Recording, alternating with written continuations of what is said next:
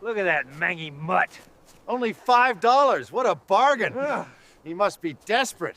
The blizzard hit Thunder Creek, Montana like God's own fury.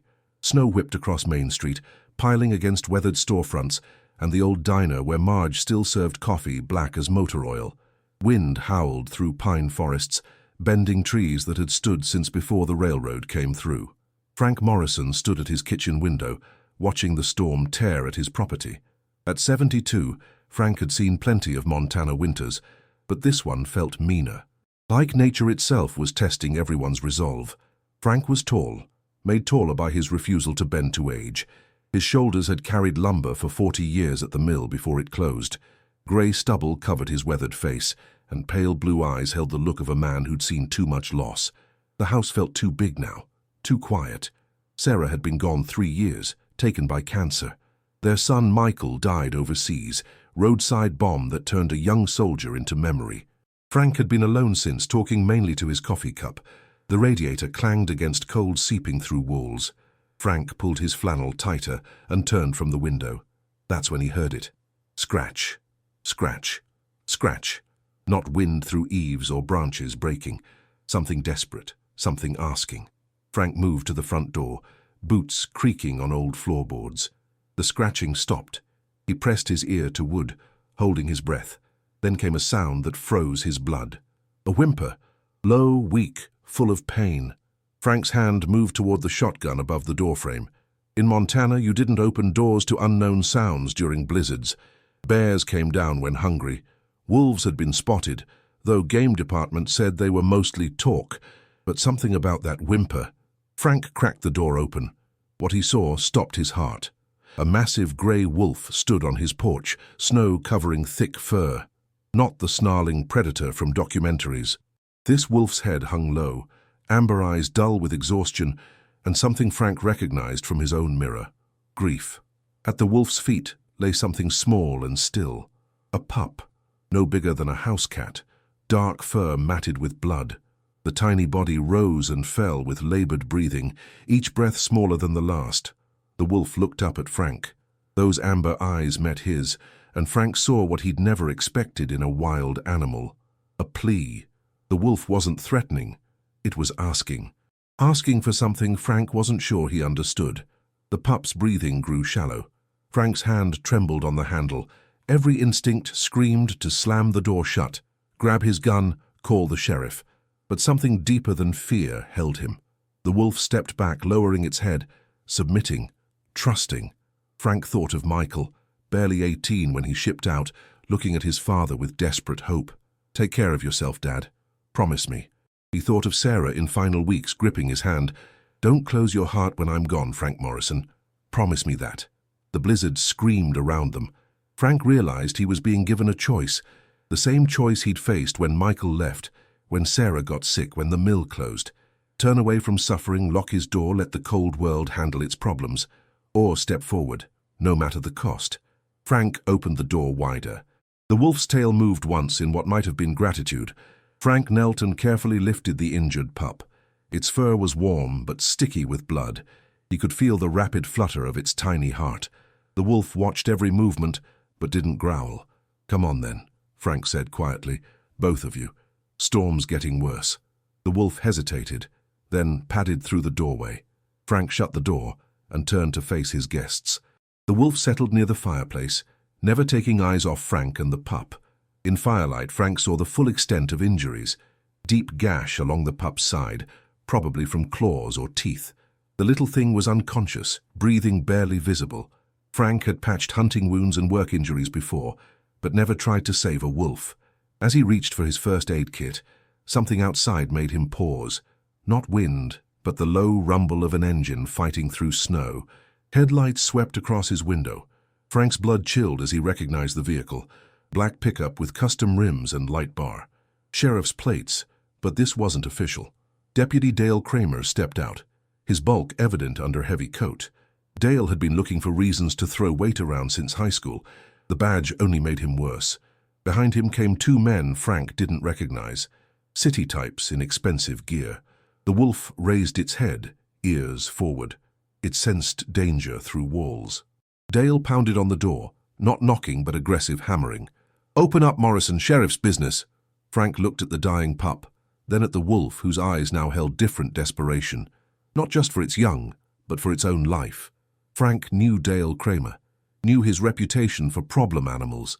In Dale's mind, wolves were always problems. Pounding came again, harder.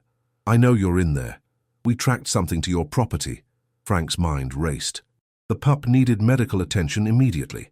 The wolf needed protection from men who'd shoot first, and Frank needed to decide how far he'd go to protect creatures that weren't his species.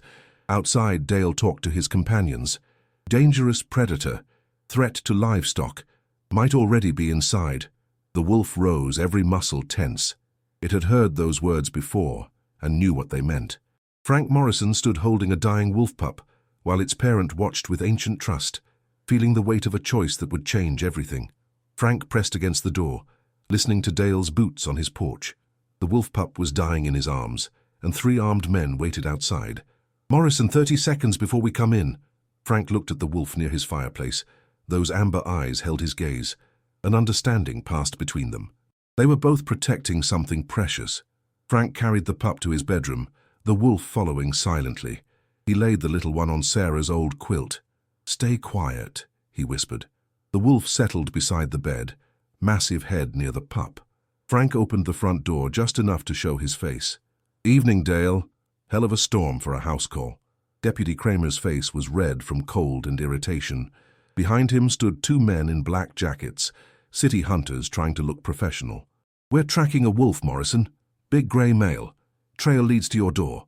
Frank shrugged. "Haven't seen any wolves. Mind if we look around? You got a warrant?" Dale's jaw tightened. "Don't need one for public safety."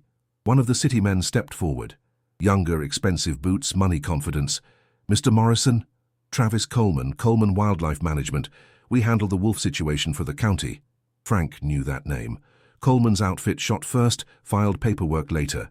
"These animals are moving closer to populated areas," Coleman said. "Only a matter of time before someone gets hurt." Frank could smell gun oil and aftershave. They'd come for killing.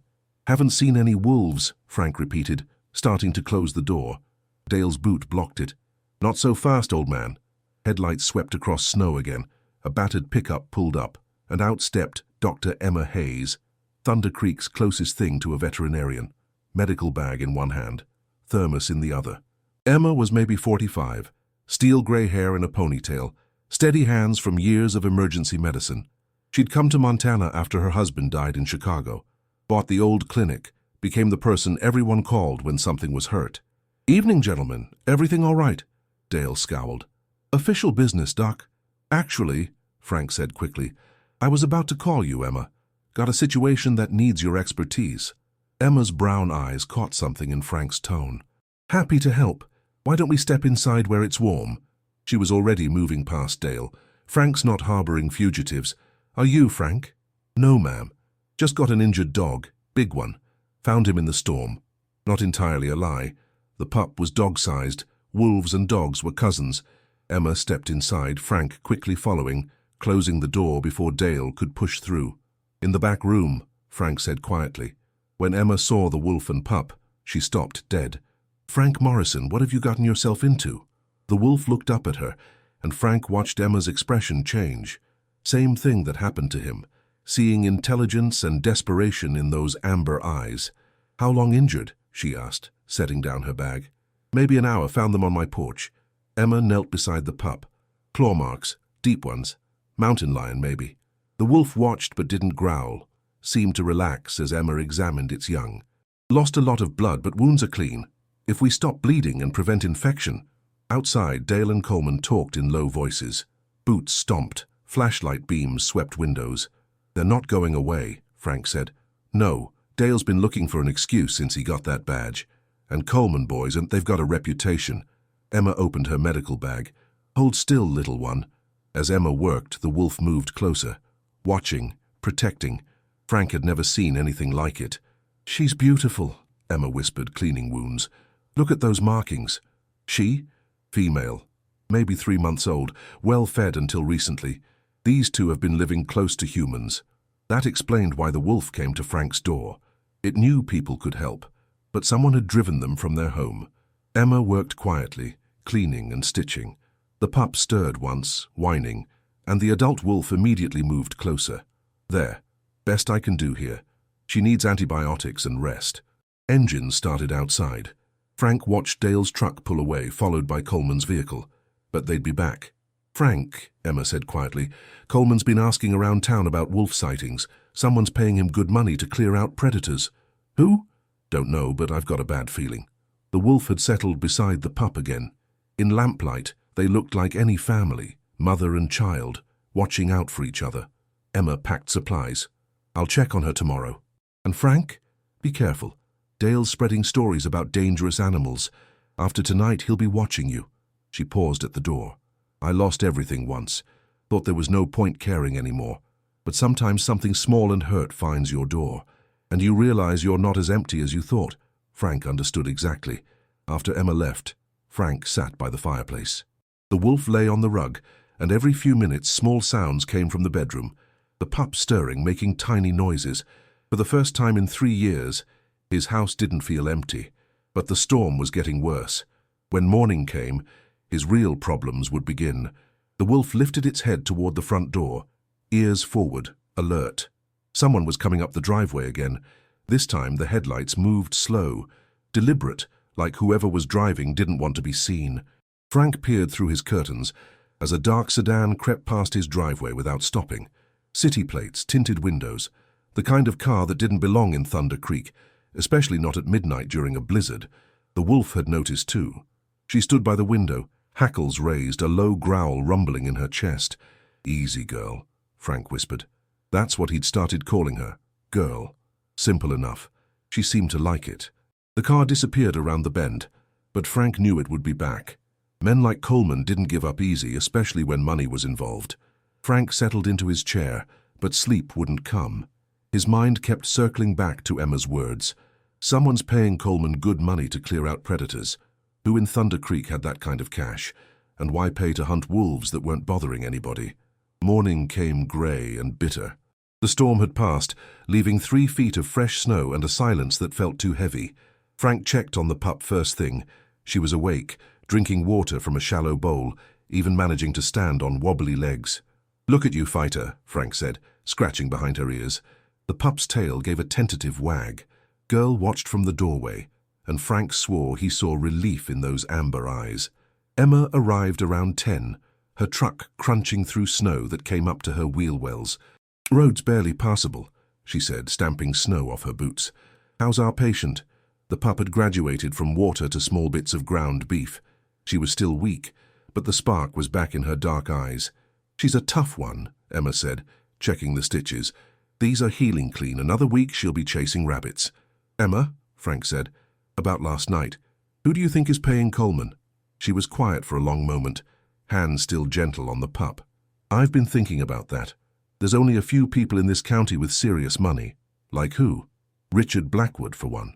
Frank knew the name. Blackwood owned the big ranch east of town, thousands of acres of prime grazing land. He'd moved up from Texas 5 years ago, bought out 3 struggling families and turned their homesteads into one massive operation. "Blackwood's been complaining about predators at the county meetings," Emma continued. "Says wolves are killing his cattle." "Are they?" "That's the thing. I haven't treated a single case of wolf attack on livestock, not one, but I have seen some strange things." Emma pulled a folded paper from her coat pocket. "Found this in my truck yesterday morning. Figured it was just trash until I read it." Frank unfolded the paper. It was a purchase order signed by someone named D. Kramer for tranquilizer darts and animal tracking collars. The bill was addressed to Blackwood Ranch. "Dale's buying this stuff for Blackwood?" "Gets worse. Look at the quantities." Frank studied the numbers. Enough tranquilizer for dozens of large animals, enough tracking collars for a small zoo. "They're not killing wolves," Frank realized. "They're catching them." "That's what I think too. Question is, why?" The pup chose that moment to stumble over to Frank's boots, nuzzling against the worn leather. Girl immediately moved to her young one's side, protective but not aggressive. "Maybe," Frank said slowly, "we should ask them." Emma stared at him. "Ask who? Dale, Coleman, Blackwood?" "I'm thinking we pay a visit to the Blackwood Ranch, see what they're really doing with all those tranquilizers." "Frank, that's—" The sound of truck engines cut her off. Multiple vehicles coming fast up the mountain road. Girl's head snapped toward the window, ears flat against her skull. She'd heard those engines before. Frank moved to the window and felt his blood turn to ice water. 3 black pickups were winding up his driveway, Coleman's Wildlife Management logo on the doors. But these weren't the same 2 men from last night. This was a full crew, 6 or 7 figures in tactical gear, carrying what looked like military-grade equipment. "Back room," Frank said urgently. "Now." Emma scooped up the pup while Frank guided Girl toward the bedroom. But Girl stopped at the threshold, looking back at Frank with an expression he couldn't mistake. She wasn't running anymore. The truck stopped in his yard, engines idling. Frank could see Coleman through the passenger window of the lead vehicle, talking into a radio. "Mr. Morrison," Coleman's voice carried clearly through the thin walls. "We know they're in there. Make this easy on yourself." Frank checked his shotgun, made sure it was loaded. 2 shells. Not much against 7 armed men, but it was something. "Emma," he said quietly, "there's a root cellar behind the kitchen pantry. Hidden door behind the flour barrels. Take the pup and wait there. What about you?" "Someone's got to talk to these boys." Emma grabbed his arm. "Frank, they'll kill you." "Maybe, but if we run, they'll just hunt us down, and they'll hurt Girl and the pup in the process." Girl padded back into the living room and positioned herself between Frank and the front door. Her message was clear. "We face this together." Frank opened the door and stepped onto his porch, shotgun loose in his hands but ready. Coleman stood 20 feet away, flanked by 3 men with rifles. Behind them, Frank could see more figures moving around his property, setting up a perimeter. "Morning, Travis. Brought some friends, I see." "This doesn't have to get ugly, Morrison. Just hand over the wolves, and we'll be on our way." "What wolves?" Coleman smiled, the kind of smile that never reached the eyes. "We've got thermal imaging, Frank. Heat signatures don't lie." One of Coleman's men whispered something in his ear. Coleman nodded and looked back at Frank. "My employer's getting impatient. These animals are valuable property, stolen property." "Property." "Tracking collars, Morrison. GPS chips. Those wolves belong to Mr. Blackwood, and you're harboring stolen livestock." Frank felt pieces clicking into place. Blackwood's been capturing wild wolves and putting tracking collars on them. Legal wildlife management. Blackwood's got permits for everything. And when the wolves won't stay put on his ranch? Coleman's smile widened. "Sometimes animals need to be relocated." The way he said relocated made Frank's skin crawl. "You've got 10 seconds to produce those animals," Coleman continued, "or we're coming in after them." Frank raised his shotgun an inch. "This is my property. You're not invited."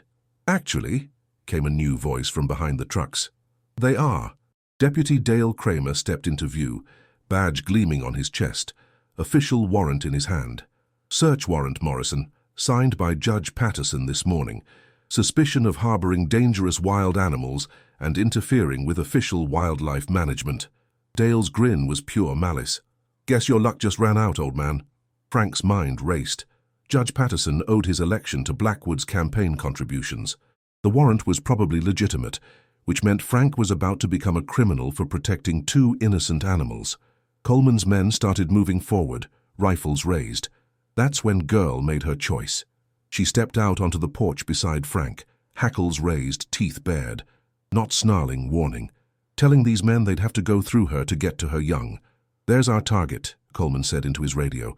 "Big female, just like the client described. Take her alive, if possible." The men raised their weapons, and Frank saw they weren't guns. They were tranquilizer rifles. Frank understood then what had happened to Girl and her pup. They'd been captured before, collared, trapped on Blackwood's ranch like prisoners. The pup's injuries weren't from a mountain lion. They were from trying to escape. And now Blackwood wanted his property back. Coleman raised his hand, ready to give the order to fire. Frank stepped in front of Girl, shotgun coming up to his shoulder. "Last warning, Morrison." Frank heard the soft thunk of tranquilizer guns firing from 3 different directions. The tranquilizer darts whistled past Frank's head, thudding into the wooden porch behind him. One grazed his shoulder, tearing through his flannel shirt but missing flesh. Girl lunged forward, not attacking but creating distance, pulling Frank away from the line of fire. A powerful shoulder slammed into his legs, sending him stumbling sideways just as more darts peppered the space where he'd been standing. "Cease fire!" Coleman shouted. "Don't hit the old man!" Frank rolled behind his porch railing. Girl pressed against his side. His heart hammered against his ribs. These weren't warning shots. Coleman's crew was playing for keeps. "Frank Morrison!" Dale's voice boomed across the yard. "Come out with your hands up! You're under arrest for obstruction of justice!" Through the railing slats, Frank could see men moving to surround the house. Professional movements, military training. Girls' ears swiveled toward the back of the house. She'd heard something Frank missed. Then he heard it too, the soft crunch of boots in snow. They were coming from behind. "Emma," Frank whispered toward the house. "Stay down." A tranquilizer dart splintered the wood inches from his face. "Next one won't miss," Coleman called out. Frank knew he was beaten. 7 against 1, and they had him surrounded. But as he started to raise his hands, Girl did something unexpected. She tilted her head back and howled. The sound cut through the mountain air like a blade, wild, haunting, and somehow defiant. Not a cry for help, but a declaration, an announcement. And from the forest around Frank's property, other voices answered. First one, then another, then a whole chorus of howls echoing from the trees, deep bass notes and higher calls, weaving together into something that made the hair on Frank's neck stand up. Coleman's men stopped advancing, rifles swinging toward the tree line. "How many are out there?" one of them asked nervously. Coleman grabbed his radio. "Base, this is Team 1. We might have a whole pack situation here." But Frank knew better. He'd lived in these mountains all his life. Those weren't wild wolves answering Girl's call. They were dogs. Hunting dogs, sled dogs, farm dogs. Every canine in Thunder Creek was responding to something primal in Girl's voice. And where there were dogs, there were owners. The first pickup truck appeared on the mountain road below, Jake Morrison's old Ford, loaded with men Frank recognized. Behind it came Marge's delivery van, then Tom Patterson's lumber truck. Word was spreading through town. People were coming to see what all the commotion was about. Coleman's tactical advantage was evaporating by the minute. "Boss," one of his men said, "we got company." More vehicles were arriving. Soon Frank's driveway would be packed with half the population of Thunder Creek. Coleman couldn't conduct a military-style operation with an audience of townspeople. "Abort," Coleman said into his radio. "Fall back to position 2.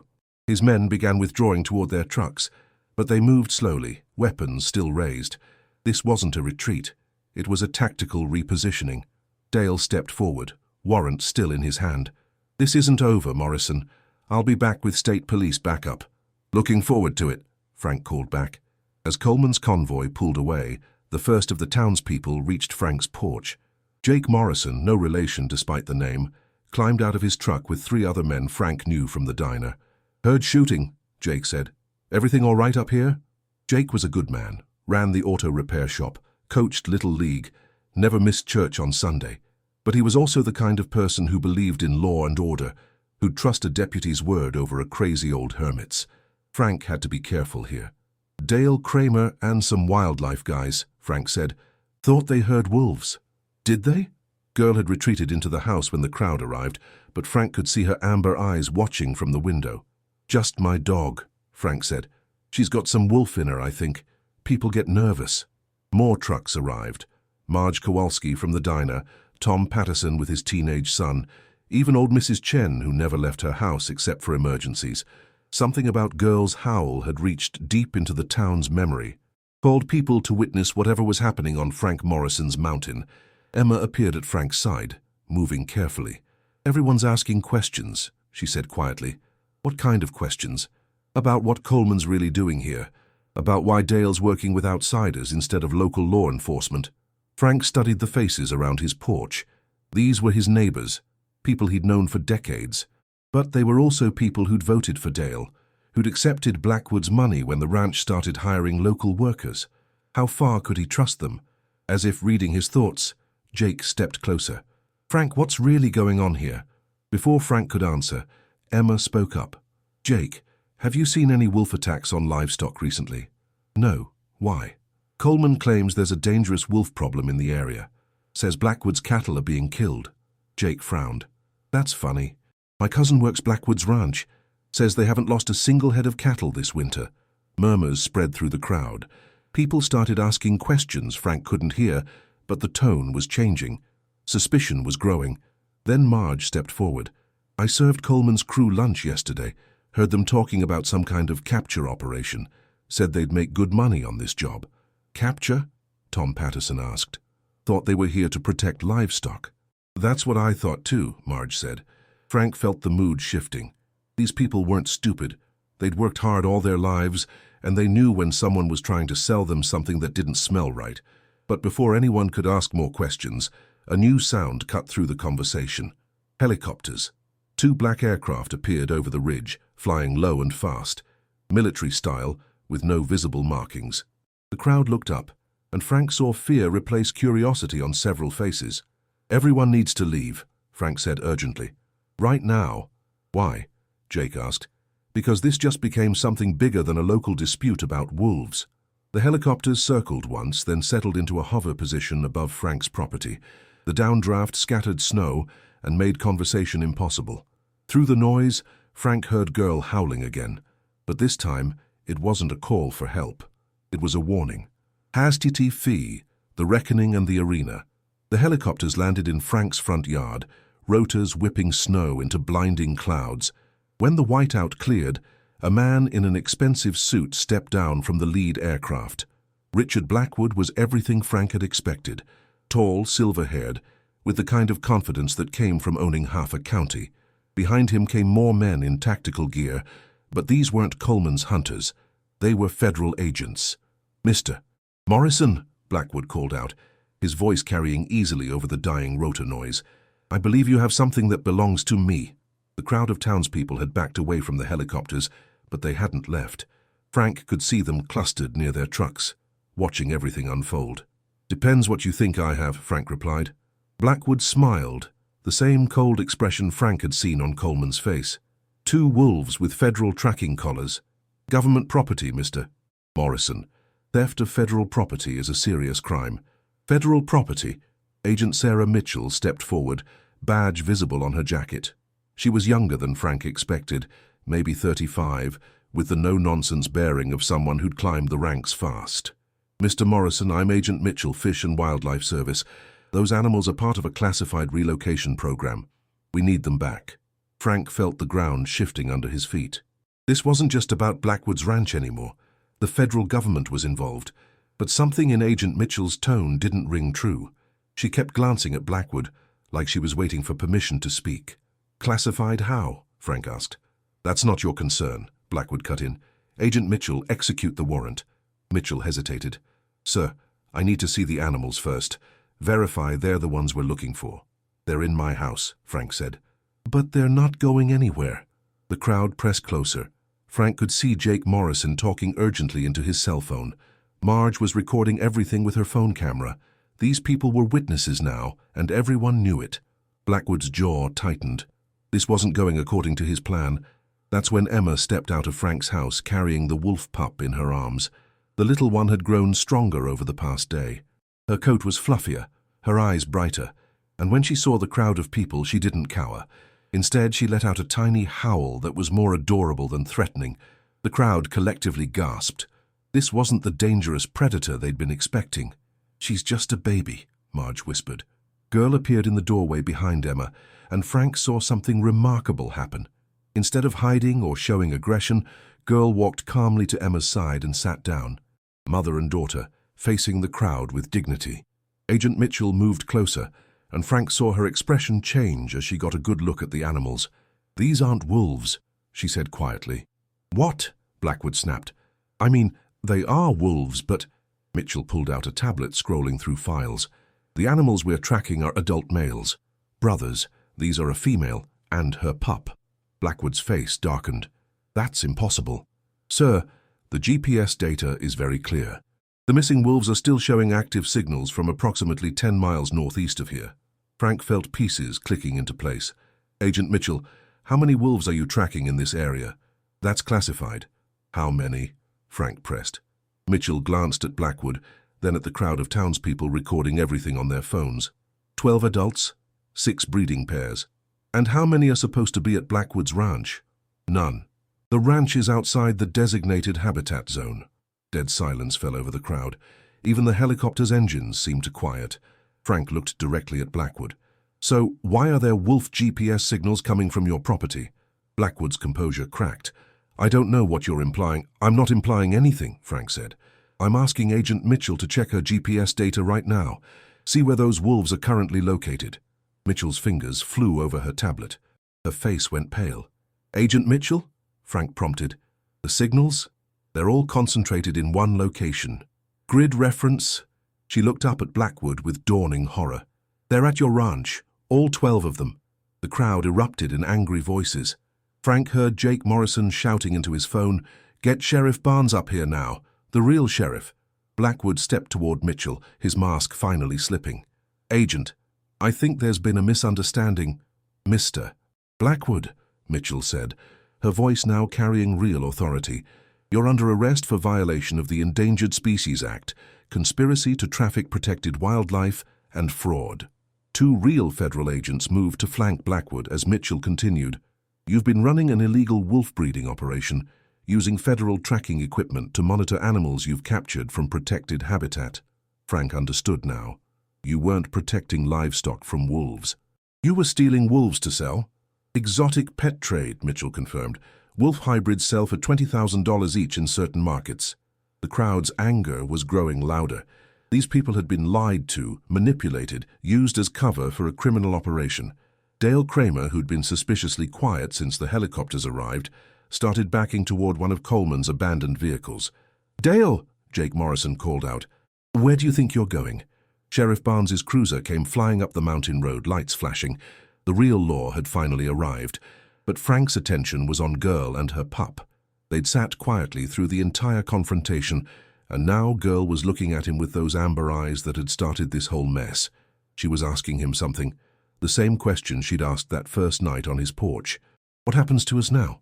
Frank knelt down beside her and scratched behind her ears. "You're free to go, Girl, back to the wild where you belong." But Girl didn't move. Instead, she padded over to the pup in Emma's arms and gently licked the little one's face. Then she returned to Frank's side and lay down next to his feet. She'd made her choice. After everything they'd been through, she trusted him more than the wilderness. Agent Mitchell approached carefully. "Mr. Morrison, these animals can't be kept as pets. They're protected." "They're not pets," Frank said. "They're family." The crowd had gone quiet again, watching this strange tableau. An old man, a federal agent, and 2 wolves in the middle of a Montana snowfield. Emma stepped forward. "Agent Mitchell, what if they were relocated to a wildlife sanctuary? Somewhere they could be free but still receive care." Mitchell considered this. "There are facilities, but it would require paperwork inspections." "I know a place," Emma said. "My cousin runs a wildlife rehabilitation center in Glacier. Wolves that can't be released back to the wild sometimes find homes there." Frank felt his heart breaking and healing at the same time. Girl and her pup would be safe, cared for, but he'd lose the family he'd just found. Girl seemed to sense his thoughts. She stood up and pressed her massive head against his chest, and Frank wrapped his arms around her neck. "Thank you," he whispered, "for everything." The pup squirmed out of Emma's arms and tumbled over to Frank's feet, yipping excitedly. She had no idea her world was about to change again. But as Frank looked around at the faces of his neighbors, people who'd come running when Girl called, who'd stood by him when things got dangerous, he realized something important. He wasn't losing a family. He was gaining one.